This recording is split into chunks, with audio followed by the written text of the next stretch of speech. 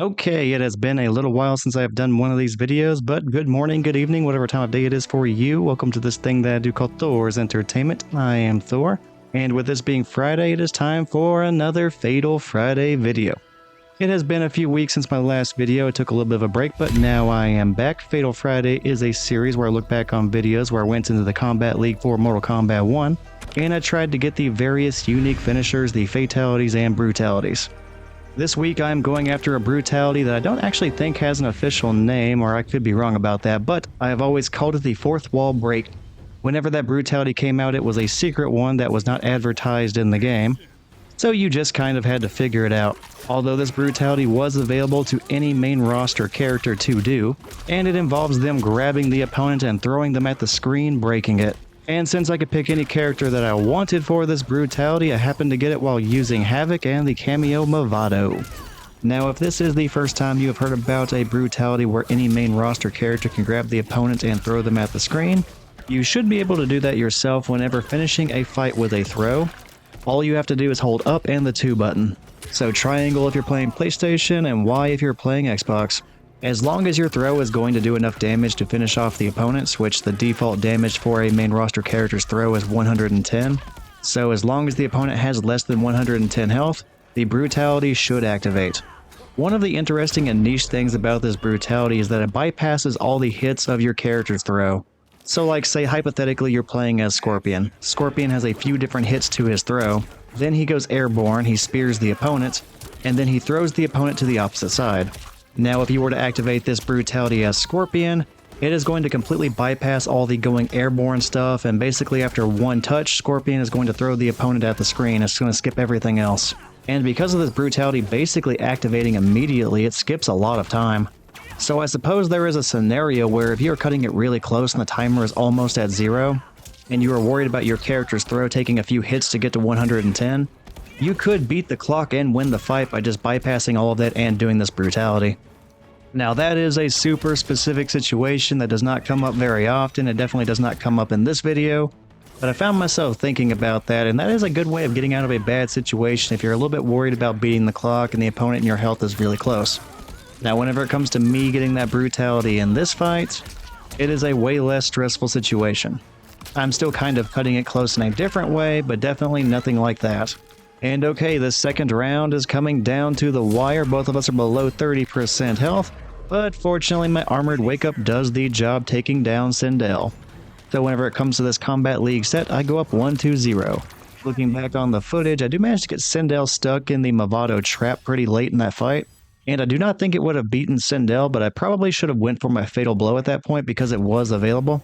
I'm not really sure why I didn't, but I suppose it does not matter in the end because I still ended up taking that match. So I only need one more match to win the entire set. And I guess that is the first time I have really referenced what was going on screen in the background, but yeah, for this Kombat League set, I got randomly paired up against somebody using Sindel and the kameo Subzero.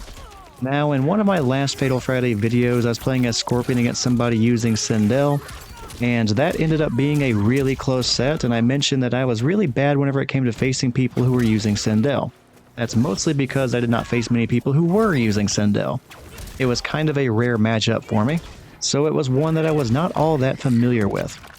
And even though a few months had passed between the Scorpion recording and this Havik recording, not much had changed as far as my familiarity with Sindel.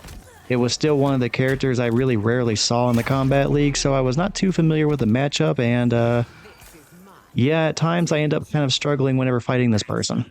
So if you saw that Scorpion video, everything that I said in that video about Sindel is definitely going to apply here. I am kind of just improvising and figuring it out as I go. Fortunately for me, that meant taking the very first match of the set, but that does not mean I do not struggle at times. After all, in this second match, Sindel has already taken the very first round and currently has the life lead against me, so winning that first match early on definitely did not mean things were going to be easy. Now in general, whenever it comes to Sindel, like I mentioned, I had not fought very many people using her in the Kombat League, or at least I had not done so frequently, and I had barely ever practiced with Sindel myself. Basically the only time I had ever used her was whenever I was playing through the story mode, and that is for a grand total of 4 fights. Not exactly enough to be super familiar with the character. And okay, I land the trap and I learned from my previous mistake. It's time for the fatal blow.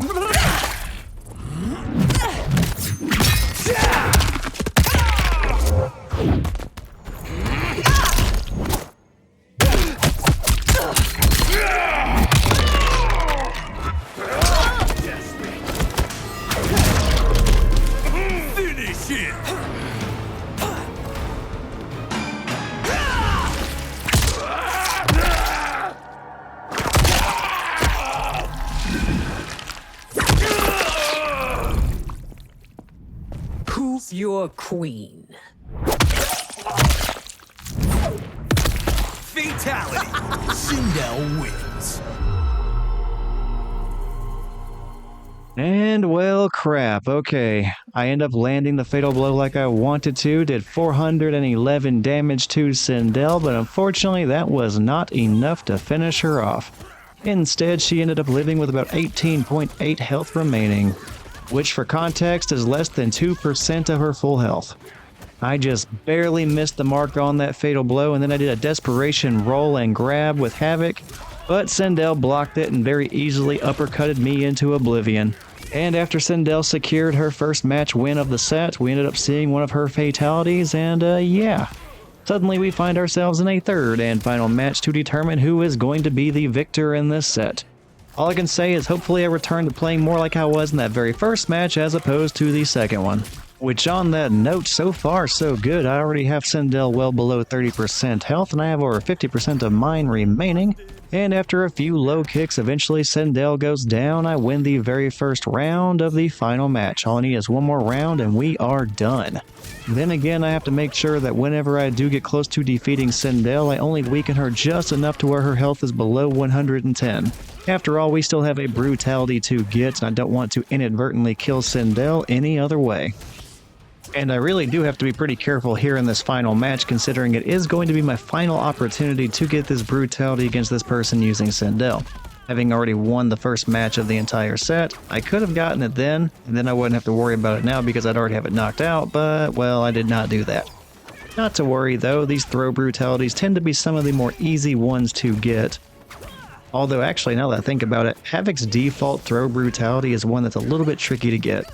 Or at least it was for me. It was a little bit awkward because you have to do a rotation of his arrow buttons. Cannot remember if it's clockwise or counterclockwise, but you have to hit it just right, and then you rip off the opponent's head. Although for some reason it took me a bunch of different fights before I was able to land that one. Regardless though, that's not the one I'm going for. In comparison, the fourth wall break is much easier to get. And okay, whenever I started talking about the default Havik throw brutality versus the fourth wall break brutality, I was incredibly low on health in that second round, and I figured I was going to lose it pretty quickly, but actually I hung in there a lot longer than I remembered. I mean, I very nearly came back in that second round and won. Regardless, though, Sindel finally managed to put me away, and now we find ourselves in a third and final round in the third and final match. It all comes down to this. So yeah, just like I was talking about with Scorpion, I struggle with Sindel, and suddenly that makes the set very, very close. As close as it was, though, this third and final round was going pretty well for me. I had Sindel below 50% health, and then I went on to even land the command grab for Havik. I switched into the Mavado trap from there. Then I launched Sindel, and I get some pretty decent damage. Not like anything crazy, just 280 damage, but that's really all I needed, considering I was just kind of chipping away and trying to get Sindel below 110 health at that point. And eventually it would come, and I would go for the throw and brutality time.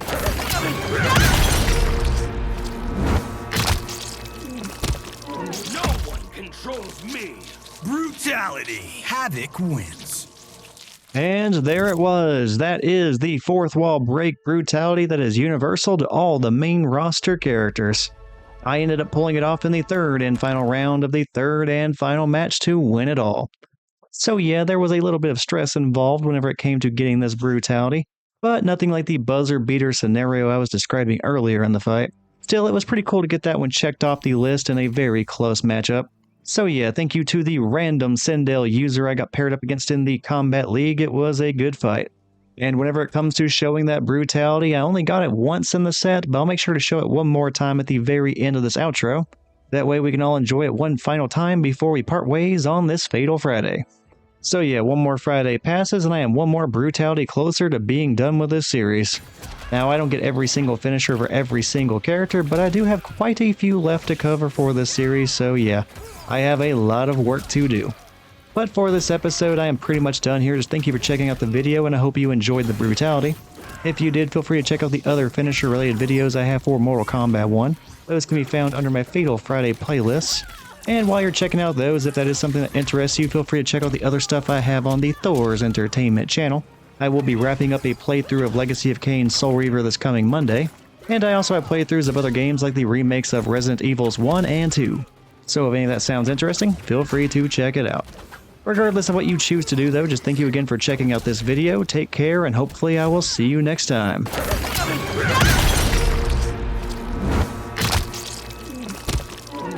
one controls me. Brutality. Havik wins.